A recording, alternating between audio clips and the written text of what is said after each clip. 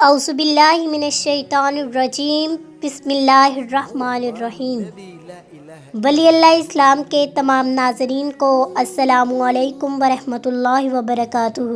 مرد کی پسلی سے عورت کو بنا کر اللہ تعالیٰ نے مرد کو اپنی حکمت کا اشارہ دیا کہ میں نے اس عورت کی تخلیق فرشتوں کی لائی مٹی سے نہیں کی، میں نے اسے تمہارے جسم کے حصے سے اس لیے نکالا کہ عورت کا تقدس اور پردہ قائم رہے۔ فرشتوں کو بھی خبر نہ ہونے پائی کہ زمین کی لائی ہوئی کس مٹی سے عورت کی تخلیق ہوئی، یعنی عورت کے تقدس کی حد تو دیکھیے کہ فرشتوں سے بھی اس کی بناوٹ کا پردہ لازمی قرار دیا گیا، اور پہلی عورت اس مرد کی پسلی سے نکلی جس کی وہ منکوحہ کہلائی۔ اب بات آتی ہے پسلی کی، عورت پسلی سے ہی کیوں نکلی؟ کیا ٹیڑھا پن وہیں سے ملا؟ نہیں، یہاں بھی حکمت سے خالی بات نہیں۔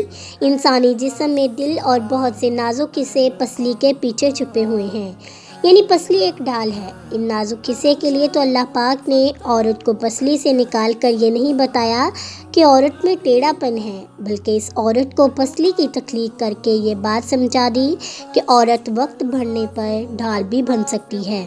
حضور پاک صلی اللہ علیہ وسلم صحابہ کی محفل میں جلوہ فرما تھے۔ ایک شخص حاضر ہوا اور عرض کی، یا رسول اللہ، کوئی ایسا مومن بھی ہے جو جہنم میں رہے گا؟ حضور صلی اللہ علیہ وسلم فرمانے لگے، ہاں، ایک شخص ہوگا جو جہنم کی گہرائی میں 1000 سال رہے گا اور مسلسل اونچی آواز میں پکارتا رہے گا، یا حنان یا منان۔ ایک دن اس قدر اونچی آواز سے کہے گا کہ حضرت جبرائیل جہنم کے قریب سے گزرتے ہوئے اسے سن لیں گے۔ حضرت جبرائیل علیہ السلام حیران ہوں گے کہ یہ کیسی عجیب بات ہے، کوئی مسلسل یا حنان یا منان پکار رہا ہے۔ حضرت جبرائیل عرش کے سامنے حاضر ہوں گے اور سر سجدے میں رکھ کر خدا کی تسبیح بیان کریں گے۔ اللہ فرمائے گا، جبرائیل علیہ السلام سر اٹھاؤ۔ جیسے ہی حضرت جبرائیل علیہ السلام سر اٹھائیں گے تو اللہ فرمائے گا، بتاؤ جبرائیل علیہ السلام، کیا عجیب دیکھا؟ آج تم نے؟ حضرت جبرائیل علیہ السلام عرض کریں گے، اے ہمارے رب، میں نے جہنم سے آتی ہوئی ایک آواز سنی جو کہ گہرے گڑھے سے لگ رہی تھی، کوئی پکار رہا تھا، یا حنان یا منان۔ اللہ فرمائے گا، جبرائیل جہنم کے دورکا مالک کے پاس جاؤ اور اسے کہو جو بندہ یہ کہہ رہا ہے اسے جہنم سے نکال کر تمہارے حوالے کر دے، پھر اسے میرے پاس لے آؤ۔ حضرت جبرائیل جہنم کے دروازے پر تشریف لے جائیں گے، دروازے پر دستک دیں گے، مالک باہر آئیں گے۔ حضرت جبرائیل انہیں اللہ پاک کا حکم سنائیں گے، حکم سن کر مالک جہنم کے اندر جائیں گے۔ حضرت محمد صلی اللہ علیہ وسلم نے فرمایا، جیسے ماں اپنے بچے کو پہچانتی ہے، مالک ایسے ہی جہنم کو پہچانتے ہیں۔ اس کے باوجود بھی اس شخص کو تلاش نہیں کر پائیں گے۔ باہر تشریف لائیں گے، حضرت جبرائیل سے عرض کریں گے، اے جبرائیل، جہنم نے گہرا سانس لیا، اس لیے کون سی چیز پتھر ہے، کون سی چیز لوہا ہے اور کون سا انسان، اس کی پہچان نہیں ہو رہی۔ حضرت جبرائیل پھر اللہ کی بارگاہ میں سجدہ کریں گے۔ اللہ پاک ارشاد فرمائے گا، اے جبرائیل، سر اٹھاؤ، تم اس شخص کو کیوں نہیں لائے؟ حضرت جبرائیل عرض کریں گے، مولا، دورکائے جہنم مالک نے بھی معذرت کر لی، کہتے ہیں جہنم نے گہری سانس لی ہے، اس وجہ سے پتھر، لوہے اور انسان کے درمیان کوئی فرق نہیں بچا، تو یہ سب جل کر کوئلہ بن چکے ہیں، کسی چیز کی پہچان نہیں ہو پا رہی۔ اللہ فرمائے گا، جبرائیل، مالک سے کہو میرا بندہ جہنم کے فلاں گڑھے میں فلاں کونے میں اس حالت میں پڑا ہے۔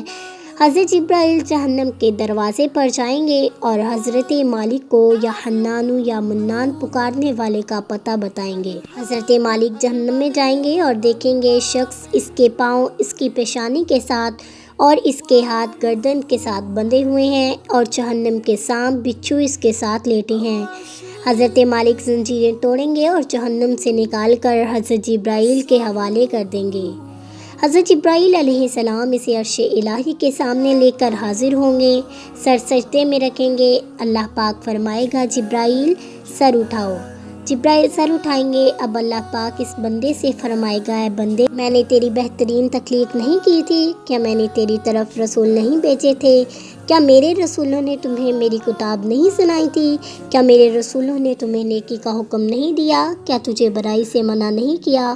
اور بندہ ساری باتوں کو مانے گا، اقرار کرے گا، یا اللہ تو نے میری بہت اعلیٰ تخلیق فرمائی، تیرے رسول بھی تشریف لائے اور انہوں نے احکام بھی سنائے۔ اللہ پاک فرمائے گا فلاں فلاں گناہ کیوں کیا؟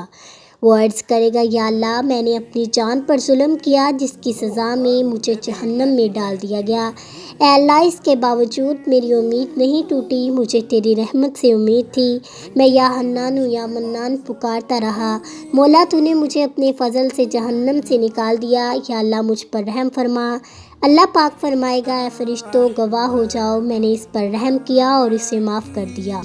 اپنا محاسبہ کرتے ہیں، کیا ہم میں کوئی ایسا ہے جو کہہ سکے میں اپنے ایمان کا حساب کرتا ہوں؟ اپنے گریبانوں میں نظر ڈالیں، کوئی ایسی خوبی جس پر ہمیں یقین ہو کہ ہمیں دوزخ میں نہیں ڈالا جائے گا۔ ہزاروں سال کی باتیں رد ہوتی دیکھی گئی ہیں۔ دعا کریں اے اللہ ہم جانتے ہیں کہ ہمارے ایمان کا اگر سخت حساب ہو گیا تو یقیناً ہم نہیں بچیں گے، ہم بے حد گناہ گار ہیں، لیکن اللہ پاک ہم تیری رحمت کا سوال کرتے ہیں، ہم سے حساب اپنے عدل و انصاف پر نہ لینا بلکہ ہم پر اپنی رحمت اور عطا کا سایہ رکھنا۔ قیامت کے دن جب لوگوں کے ایمان کا حساب ہوگا، پر کچھ لوگ ایسے ہوں گے جن کو اللہ بغیر حساب کے جہنم میں بیچ دے گا۔ صحابہ کرام نے عرض کی یا رسول اللہ وہ کون سے لوگ ہوں گے؟ نبی کریم نے فرمایا ظالم حکمران، وہ تاجر جو جھوٹ بولتا ہو، وہ برا شخص جو زنا کرتا ہو۔ نبی کریم نے فرمایا جس شخص میں یہ 3 عادات پائی جاتی ہیں وہ جاہل ہے، جو سننے سے پہلے ہی جواب دینا شروع کر دیتا ہے، بات کو سمجھنے سے پہلے ہی جھگڑا شروع کر دیتا ہے، علم نہ رکھنے کے باوجود فیصلے شروع کر دیتا ہے۔ اللہ پاک ہم سب کو نیک عمل کرنے کی توفیق عطا فرمائے، آمین ثم آمین یا رب العالمین۔